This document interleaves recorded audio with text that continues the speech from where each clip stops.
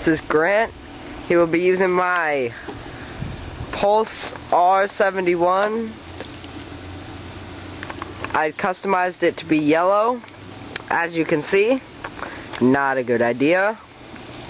We will be shooting this cardboard box.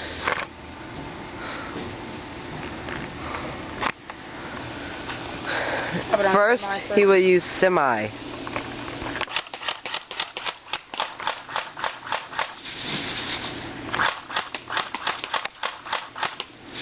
Next, he will use automatic.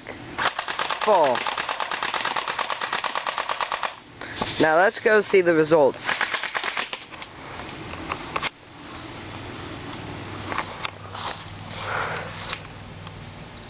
As you can see, the bullet in the middle of our picture. It's a good gun. Bought one at Walmart, $44. Got charged the battery here. Looks like a clip, but it's actually a battery. Really cool.